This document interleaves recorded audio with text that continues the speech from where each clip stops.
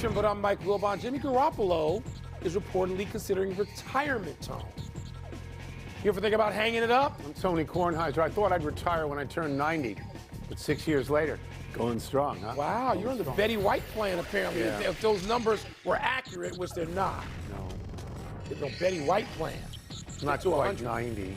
You know? Hope to get to 90, but not quite 90 at the moment. Welcome to PTI, boys and girls. In today's episode, the Giants trade Dexter Lawrence to the Bengals. A.J. Brown appears to be New England bound, and the Stanley Cup playoffs are underway. But we begin today with the NBA playoffs. All 16 teams have now played one game. The teams you would expect to win big, Oklahoma City, San Antonio, Boston, they all won big. Antonio, Boston, they all won big. But there were two rather surprising results. The Lakers beat the Rockets, shooting 61% from the field and 53% from three. And the 8th seed in the East, Orlando, beat the 1 seed, Detroit, in Detroit by 11 points. Wilbon, which game gave us the more surprising result? Orlando. Not close. Orlando. And Tony, it didn't start out the season with that being a surprising result if you look forward. I thought Orlando was going to be like a 4 seed, maybe have home court advantage in the first round of the playoffs. When you got Banchero and Wagner, these guys are just as talented as Cade Cunningham in various ways, different ways. Banchero's overall number 1. Orlando's supposed to be better. Orlando was a disappointment all season. They woke up and beat Charlotte, beat the daylights out of Charlotte to get to face Detroit. And then they go up to Detroit where you think, okay, Cade Cunningham is back. Detroit's there in full. Detroit's going to flex on Orlando. No, Orlando now, 2 games in a row, has looked like a team that's a real threat in the East that most people thought were going to be a threat going in. So I don't know why they weren't what they were supposed to be in the regular season.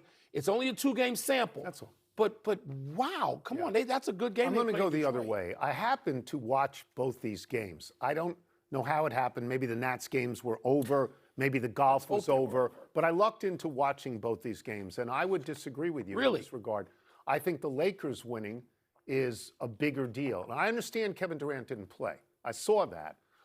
But I didn't think the Lakers could win any games without Doncic and Reaves. I did not. Even with Kevin Durant out. No, and I didn't think they could shoot like they shot. I did not. You know, the Rockets last led at 4-2. The Lakers from the beginning of the game did very well. People need to realize this. You only get assists on made baskets. It's not nice passes. The basket has to be made. LeBron James had 8 assists in the first quarter. Yeah. He had 10 in the first half. Luke Kennard did not miss. He went 5 for 5 from 3. He had 27 points, which is more than he had in any regular season game. So to me, you know, that was most surprising. I thought the Lakers couldn't shoot like that forever, but they did in that game shoot like that forever. I understand what you're saying about Orlando because you were one of those guys. We've had a number of guys on this show who pointed at Banchero specifically and said he's not having what we think he's supposed to have. That's right. And a lot of people said, and the coach is coaching for his job, and it's not his fault, it's Banchero's fault, right? And I agree with I think it's a surprise because it's a 1-8. But I agree with you that Orlando has quite a bit of talent. They do. Do you want to hear a short, odd fact that I think is relevant here? Sure. Okay. The Detroit Pistons have now lost 11 straight home playoff games. This stretches back to 2008. That's over 5 series now. That's not a small sample now. So and it's loud, it's passionate, it's a great place to watch a game, and they don't win. So now every pro team has about 12 assistant coaches, if not more. Do they have a team psychiatrist? Because they need a team psychiatrist. 11 in a row at home is never supposed to happen. No, and that's just not very Detroit-like. So but going back for a second, if Kevin Durant doesn't play, and we don't know, it's a knee, it doesn't sound like it's something that's supposed to keep him out for a whole series.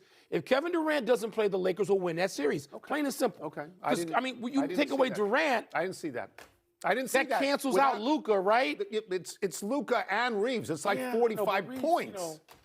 It's a lot of points. Man, Orlando. Can Orlando win the series? From what you saw yesterday. Don't go down. I know you always say 3 weeks away. Game 1 is the easiest game. No, the series. No, but it's 3 weeks away till the end of the series. It's going to go on forever. Stop. About 10 days. Stop. It doesn't go on for that long. Let's move to the intriguing results from opening weekend of the Stanley Cup playoffs. The Sabres were down 2-0 to the Bruins with less than 8 to play, and then scored 4 times to get their first playoff win in 15 years. The Golden Knights kept rolling under Torts, winning their opener over the Mammoth, and the Canadiens topped the Lightning in OT. Tone, your biggest NHL headline from the weekend was what? I want to say Tortorella. I want to give him all the credit in the world. He came to the team. They fired their coach with 8 games left. He won 7. He still has not been beaten in regulation because they lost an overtime game. Then he gets to the playoffs and he wins the first game. And I want to say this is all about him because they were down 2-1 in the third period. But no, you have to say Buffalo because Buffalo was down 2-0 in the third period. Let's go over what they did. 8 minutes to go, down 2-0. They scored 7:58. They score again to tie at 4:16. They score again to take the lead at 3:24 to go. They score an empty netter with 1:12 to go. So they go from 0-2 to 4-2 in about 6.5 minutes. And they've not been in the playoffs in 15 years. It's the first game they have won in 15 years. I don't, did Boston leave the ice in the third period? How could that happen? I want to concentrate on Buffalo. Boston's had its successes and its Cup trophy. Boston's had everything. Buffalo, it's been so long, and people who were in that building say it was dead. And I have spent enough time in Buffalo with the football team and the despair over losing playoff games. They've gotten in the playoffs, and they've won some home games, but they've lost the biggest games. And there's carryover. You know how small Buffalo is relative. To other places and what that means, those two teams in that city. And so it's just like, oh my God, I happened to turn on, it was 2-0. I'm like, oh, poor Sabres. This is going to go the way of Buffalo. Good for them, but let me mention Edmonton, because Edmonton, the headline hasn't happened yet.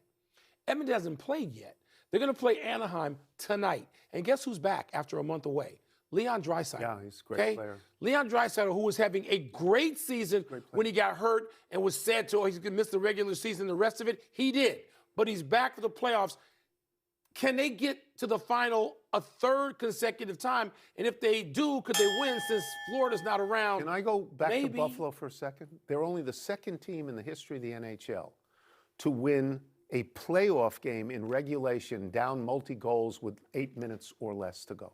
You know the last team was that did that? Who? A team called the New York Americans. I don't know who they are. Wow. And I grew up in New York. Wow. In 1940. That's 86 years ago. If I was actually that old that we said at the beginning of the show, I'd have been a kid at that point. It's 86 years ago. The original 6, we know who they are. Where the Americans I honestly don't know. Oh, a small little fact, one small fact. Yeah. Tampa Bay has now lost 8 of their last 9 games at home in the playoffs. They won the Cup recently twice, 2020, 2021. Mike, there's probably guys on that team who were on those teams. Now they can't get it. That's weird. Home. Let's move to the NFL. This is not a draft story, but it has implications for the upcoming draft. The Giants traded their disgruntled Pro Bowl defensive tackle, Dexter Lawrence, to defense-hungry Cincinnati for the 10th pick in the draft, giving the Giants the 5th and 10th picks. And today, Adam Schefter of ESPN is saying the Eagles will trade A.J. Brown to the Patriots after June 1st. Got to wait till then because of cap considerations. Wilbon, which is the more intriguing NFL news? This isn't close to me. I'm tired of A.J. Brown. I think A.J. Brown has essentially outlived his usefulness. All these people who say always open. And he's a number one. He's reading. Always open. He's reading a book or he's on a Peloton. Always open. Move him over here. This trade the Giants made with the Bengals is intriguing to me. The Bengals are having to almost audition. Their front office has to audition to keep Joe Burrow. Yes. And Joe Burrow, if we believe that Joe Burrow really is this tough a guy, he's looking to see what kind of effort is being put forth by his front office to bring some players, and particularly on the defensive side. Cincinnati's got offensive players, and particularly the receiving core, to win the Super Bowl with if Joe Burrow, by the way, can be healthy. He's got to be upright. But I don't know if Dexter Lawrence has as much left as he appeared to have 2 and 3 years ago. He's, what is he, just shy of 30 still. He should have a lot left. I think he does. Okay, but you can, with the 5 and the 10, if you're the Giants in this draft, you can get 2 linemen, an edge, and a tackle who can really turn it around. If you're the Giants, I'm not saying it's a bad thing for the Giants. Okay, I'm saying it's a good thing for Cincinnati. And I'm also saying it's more important than A.J. Brown because it has actually happened. A.J. Brown may or may not be traded. June 1st, it sounds like it's got to happen. Okay, fine. That's fine. You're right. Joe Burrow called them out, said, we got to stop doing this. We got to get better than this. They had already given him great wide receivers. Now they go out in free agency. They signed 2 defensive linemen and a safety, and now they bring in Dexter Lawrence. Because the last person you want to say out loud, we got to change things, is a Pro Bowl quarterback. Because you don't want to lose a Pro Bowl quarterback. So it appears to me that Cincinnati is actually trying hard. When you say you don't know what he has left, they get 40 a game with Burrow. They only have to hold somebody to 38. Well, they don't have to have the best defense. It's got to be better. He didn't have a terrific 2025 season. And he was hurt, and he just wasn't in 2025 what he had been in, 22, I'd bet on 4. him. I would bet on him. You would think there'd be a bounce-back season in him, a guy who can literally anchor that defensive line in a way that they have. We are talking about 2 teams right now. New England, because that's where A.J. Brown is headed. Yeah. New England and Cincinnati, that could be Super Bowl contenders right now. The New England went to the Super Bowl. I bet Drake May is very happy about this because they went to the Super Bowl without a great wide receiver. My understanding is Mike Vrabel coached him in Tennessee. Did at Tennessee. Maybe they have a He's going to fall in line now, we all think. Well, I don't know about that because I tend to agree with you that A.J. Brown is problematic. But it's overstated always at this open. point. Always open. Let's take a break. Coming up, our thoughts on David Robinson and Tim Duncan turning out to watch Victor Wembanyama's first playoff game. And Matty Fitzpatrick and Scotty Scheffler battled down to the wire at Harbortown. I watched that. You did too, because we were on the phone. I did. We're the only 2 people on this network that watched that. That made me very happy yesterday. And you were terrified. Oh. Time to validate the viewers in mail time. I'm going to get the first one and read it to you. Mail time? Validation, Need Holmes. some glasses. What's your word for seeing David Robinson and Tim Duncan turn out to watch Wemby score 35 in Game 1? This was great. They couldn't put the 2 of them on the screen enough for me. Somebody who covered the entire careers of both Tim Duncan and, yes, David Robinson from the time he was in high school in Northern Virginia, right around the corner from where we sit. And I love seeing them on the screen. Old goats. That's my word. Old goats. Old goats. And by the way, that's a Billy goat right there on the screen now. And he is, we talked about this on your podcast this morning, you can't turn away. If Victor Wembanyama was playing, the moves he makes, the defense he plays, he's got, at some point, with Drew Holiday, it looks like he's shooting over a small building. Because when he extends from 7'4" to whatever the reach is, you can't get the ball over. It's like getting the ball over the sun. So defensively, he changes the game. Offensively, he's pulling up, hitting threes, turnaround threes like Larry Bird.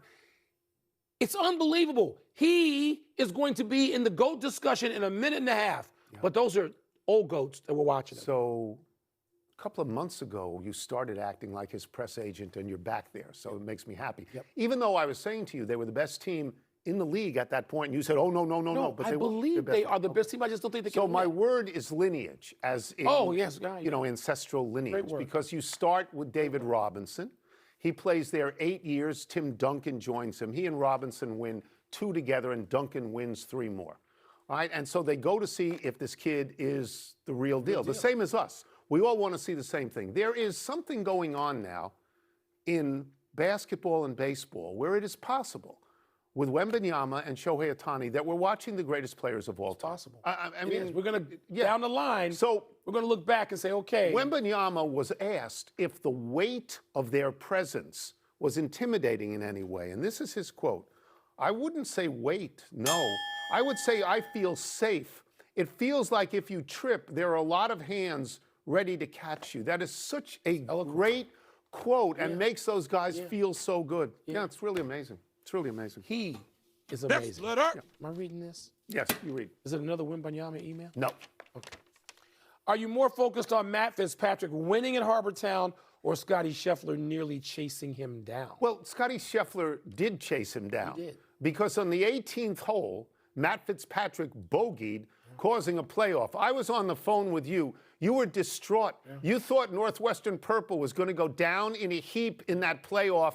And I had to talk you out of all of this screaming nonsense because what happened in that playoff? How about that shot right there? Fitz, the 4-iron. Right, a 4-iron, 202 yards to 13 feet. And Scheffler may have been rattled because his shot came up short. So he was not going to birdie that hole. Matty Fitz knocks it in the way that he had that par-saving putt on 11, and he wins, and he's now number 3 in the world. Yes. Matt Fitzpatrick. So you should feel, and by the way, Scotty Scheffler finished second in the Masters, finished second at Harbor Town. Yeah. You have to always put your head on a swivel. You have to look at him. You do. And that's what Matty Fitz might have looked away at some point and flubbed that chip that wound up about 22 feet short. But what's the hole before. Important to point out is Matt Fitzpatrick has now won one more tournament than Scotty Scheffler this season. This year, yes. 2-1. Mm-hmm. And he lost one in a playoff. Matty Fitz did. I mean, he's having a great summer. He mentioned he's number 3 now. Yeah, hasn't caught Scotty yet, and Scotty's still number 1. Yeah.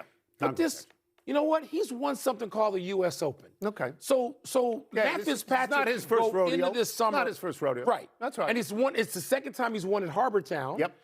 And I just think that this sets up pretty well if you want to look at something that could be budding, a matchup. I'm not going to say a rivalry for the coming weeks. We got the PGA and then some tournaments, and then we got the Open. You know, Rory's going to play in these too. I mean, you know that. He's number 2, distant 2. Rory is going to play. Distant 2. Isn't Harbor Town where they give you that plaid jacket? Yes. That's the plaid jacket. Would you wear that on the air? No. I would. I'd wear it. I'd wear it on the air. Send me a plaid jacket from Harbor Town as if I won. That's enough email. 42 long. Let's take one last break. Still to come, the Mets losing streak. The Mets of your youth. It reaches 11. And was this hug the last one? Steve Kerr, Steph Curry, and Draymond Green are going to share during the game. That's one of the greatest playoff shots I've ever seen. Matty Fitz's second shot. It was amazing. That shot. But I mean, there are not that many playoffs, so you're not judging it against that many things. That's a great shot. You wonder if Scotty Scheffler got rattled. Does he get rattled? I don't think so. But you'd have to.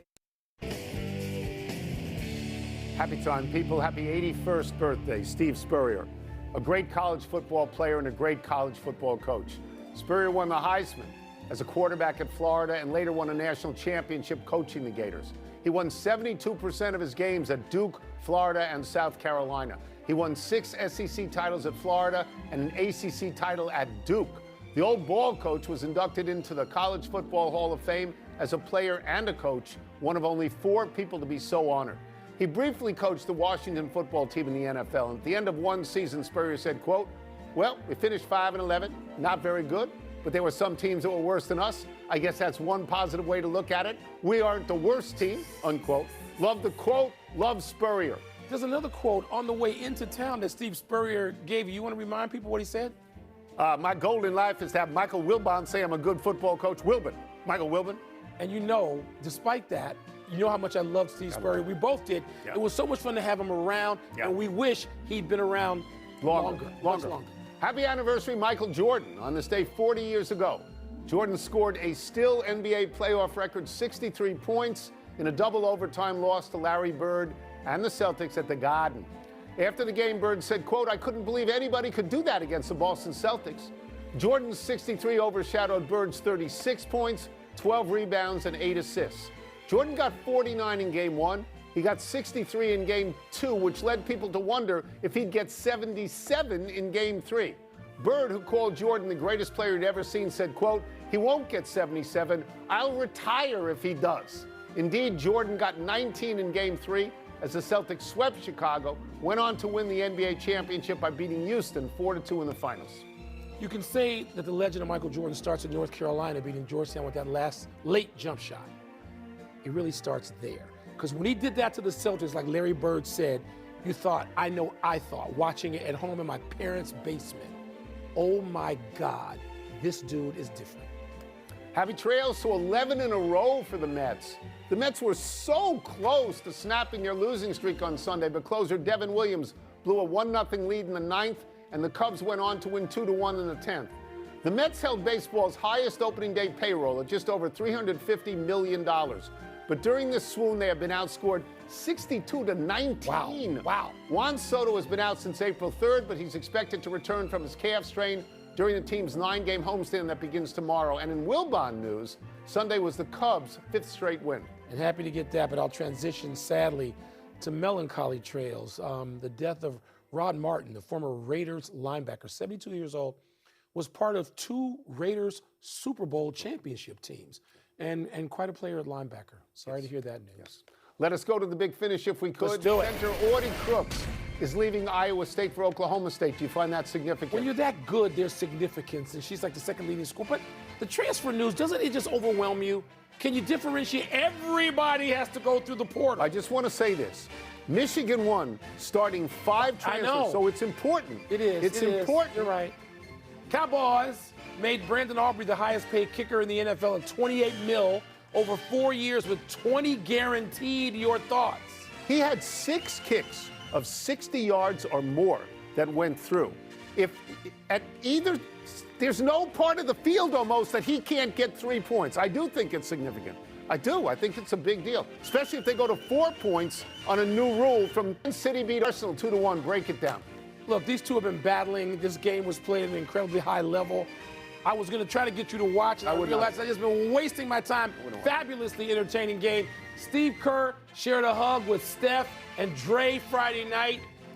Say anything to you? Says he loves those guys. It does not tell me automatically he's retiring. Okay. It does not. Okay. Last one, Tyler Reddick won his 5th NASCAR race of the year in 9 tries. Big deal, right? Yeah, we can go back to Michael Jeffrey Jordan. All right, and this is a different chapter. But Tyler Reddick, how about that? 5 wins in 9 tries. You don't do that often. Been 40 years. We're out of time. We'll try to do better the next time. I'm Tony Kornheiser. And I'm Mike Wilbon. Same time tomorrow, knuckleheads. Shout out to the Northwest.